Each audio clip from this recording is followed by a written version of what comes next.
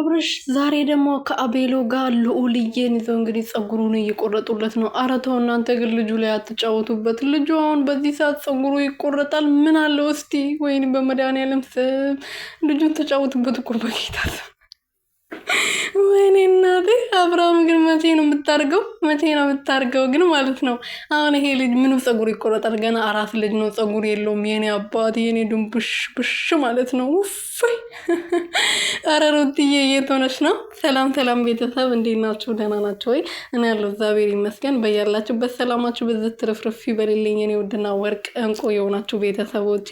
አብርሽ እንግዲህ ዛሬ ደግሞ ከልጁ ጋር ልጁን ፀጉሩን እየቆረጠሉለት ፈታ ዘና እያደረጉ ከአቤሎ ጋር በቲክቶካቸው መጥተዋል ማለት ነው። ከደቂቃዎች በፊት ማለት ነው። እና ማለት ነው በጣም ደስ ይላል። ያው ከልጁ ጋር ጊዜ ማሳለፉ ደስ ይላል። እና ሩትዬም ይሄን ያለችው በፍቅር ልጃችን እናሳድገው የኛ ፍቅር ያስፈልገዋል ብለዋለች። እና ሀሳቡን ይቀይራል ብዬ አምናለሁ። ይሄ አቤል የሚባለው ደግሞ ከህይወታቸው ይወጣል ብዬ ተስፋ አደርጋለሁ። ምክንያቱም አብሮ ነው ልጃቸውን ማሳደግ ያለባቸው። ሩትዬ ነበረች ልጇን መያዝ የነበረባት በአቤል ቦታ ማለት ነው።